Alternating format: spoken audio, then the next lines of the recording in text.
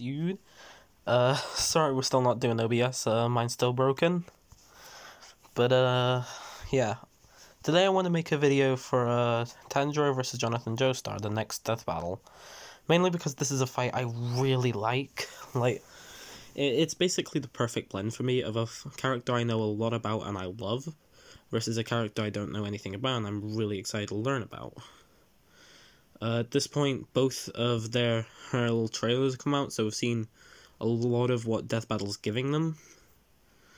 But I just wanted to talk about the fight, say who I think wins, and talk about the next time as well. And yes, I do want to clear up, I did get another one wrong. So far, my predictions are about as are just not right, you know. So first of all, I wanted to go over what I think are safe stats to use for both of them. First of all, Tanjiro, I'm not a big fan of Demon Slayer. I've not seen any episodes. I don't know much about him. But from what I've heard, he's at best put around large building to city block level. And for speed, he's about, he's been said between 2 and 20 times the speed of sound. So, I think those are some fair things to put in for The interesting thing about the fight, though, is Jonathan, basically. Because he has so many things you can give him that it's kind of mad. First of all, if you go just based off part 1, well, he doesn't have many good strength feats. So, lost my train of thought, okay. Basically, Jonathan's main strength, his best feat is probably when he snaps and chains. Since, I mean, he did that with his bare hands, that's pretty impressive. But, at the same time, he can also, Harmon can also be used to do things like stop people's hearts, it can knock people unconscious, it gains healing, it can make it so you feel less pain so you can keep fighting. Harmon is basically very overpowered, if you can use it right. As for speed, his best feat, it's kind of a cheat, but he dodges Dio's space rubber stingy eyes, which I guess you could use to put him at light speed, but really no, it's fluid. So I'd probably use that as an excuse to put him at hypersonic at best. The thing is, when you get to part 3, things just kind of get ridiculous for Jonathan. Mainly due to all the things whilst he was using Dio's body. First of all, in Dio's body, he just does so much broken stuff. He manages to match blows with Star Platinum, which would confirm his light speed.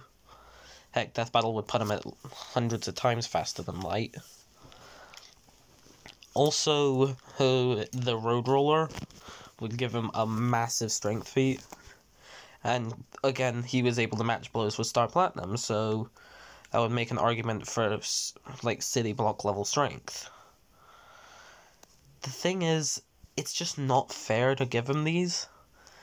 To do this, to explain why, though, you need to have a somewhat knowledge of JoJo, and I think that's why a lot of people aren't getting it as right. So, first of all, one thing I need to explain, spoilers for part 1, click off if you want to watch part 1, but you haven't yet, so, yeah. Basically, Jonathan defeats Dio, but Dio kills Jonathan and takes his body. And the reason this is of importance is it's hard to say which abilities Dio has at this point, but he definitely still has vampiric abilities.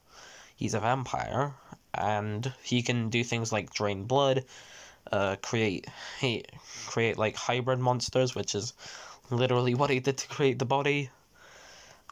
We don't know if he can do things like space rubber stingy eyes or freeze people solid, because he doesn't do that in the fight. But he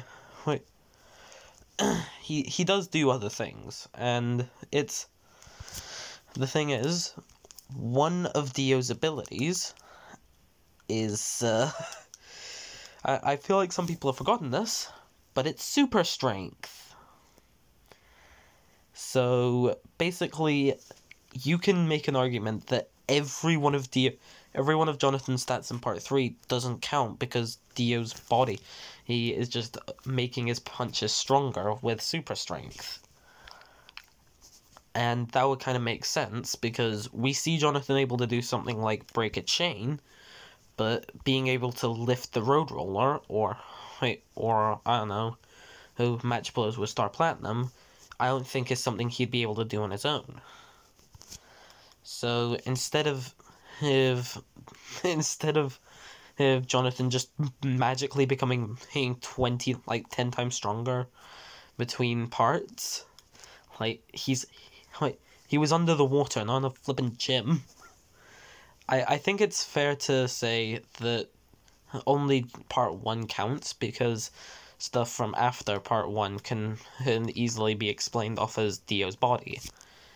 And because of that, I have to go against the popular belief of Jonathan winning and say that the most likely winner is Tanjiro. But that's not to say it's a complete stomp. Jonathan does have the ability to end the fight in one hit. Both of them kind of do, because Tanjiro can simply cut him up, whilst Jonathan has the ability to stop his heart with Harmon. Another thing I want to talk about, which gives Tanjiro an advantage, is experience. Jonathan used the power of Harmon for just a few weeks at most, and one of the big things about the fight, the swords, Tanjiro spent years training in the art of sword, whilst Jonathan spent about 6 hours. Bit of a difference there, not gonna lie. And the fact that the two's whose difference in skill is that high means Tanjiro will be able to... and the fact that Tanjiro is always going to be faster. Tanjiro can easily see and counter every one of Jonathan's attacks, and he can get around Jonathan, who would be trying to end the fight in one hit.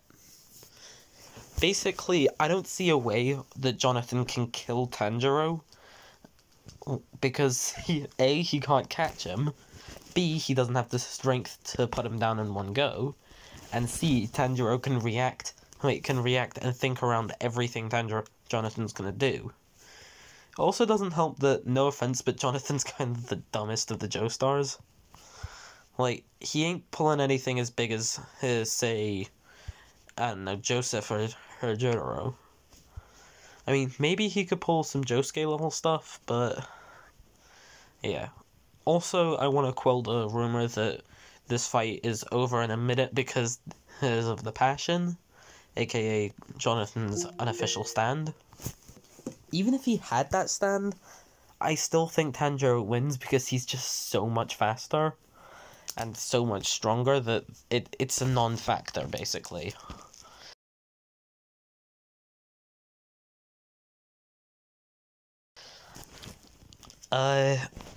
Before we end the episode, I just wanted to talk about the next time. I'm already guaranteed to have my original prediction wrong, because I predicted it would be Scarlet Witch versus Zatanna, and that fight came out as the second fight of the season, because I figured that we would be getting the Attack on Titan season finale. We didn't. I do genuinely believe this next fight's gonna be one of the two that Death Battle haven't shown us yet. Oh, shit. That was Gingy. Shout out to Gingy. He's my most frequent commenter. He's one of my mates in real life. Speaking of which, one more thing I need to get out of the way. In a few days, another one of my friends, Quacksy, should be opening up a big YouTube channel. Okay? It's gonna be called Name in Progress. It's gonna be me, Gingy, Quacksy, and two of my other friends, Panzer and Fraud. And we're gonna be playing games together, mainly Roblox. We're gonna make jokes together. It's gonna be fun. Anyway, for the next time, I think there's two very likely fights. Unfortunately, Eren versus Ken Kaneki probably won't be till next season, because we can't do it till all of Attack on Titan's animated. I think this episode is either going to be Bowser versus Eggman, or Omni-Man versus Bardock. It might be Homelander versus Omni-Man. That fight's it's less thematic and less fair than Bardock, but it was also more popular around the time Death Battle would have been writing the fights and picking out which ones they want to do. So I think it's likely that either can happen, you know? I do think it'll be Bowser versus Eggman, though. I think that's a really big fight.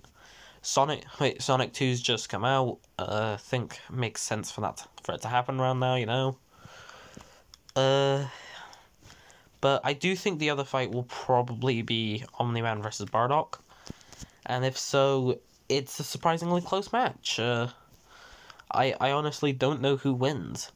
And it could give us the chance to finally have someone wielding the Ozaru on Death Battle. AKA Big Monkey. I mean, just imagine how cool that would be. The only thing which makes me think it might be Homelander instead of Bardock is that we already know it's either Vegeta or Frieza showing up this season. I'm still saying it might be Frieza, because come on, Frieza. And for some reason, Death Battle just has this thing where they won't use a character twice in a season unless it's from Marvel or DC. But I mean, season 7 they used both they used Beerus and they used Broly, so maybe it was just a rule for Star Wars. I don't know. I think Dragon Ball is big enough where they would be willing to do 2 fights in half a season. But yeah, comment down below what you think the next fight will be. I'm really excited for the next episode of Death Battle. I'm rooting for Jonathan, but I do think Tanjiro will win. Also, if you look on a meta level, like, there's no way Death Battle brings in one of the most popular anime series of all time for their first ever fight, and then have them lose. Well, they did do that with Attack on Titan, but they did it with Mikasa instead of... If they did it with Eren, then Eren would have won. Because there's no way you bring in, for the first fight, your protagonist and have them immediately die. Like, I don't think Death Battle's ever done that. I'm thinking of, like, Ace vs. Natsu, you know, stuff like that, where they just don't lose. Generally, the first series, like, the first time a series is on, does get the win. I'm still waiting for the second One Punch Man win. But I don't know a fight where they do win. But yeah, with that successful level, I think I'm gonna see you guys later. Bye.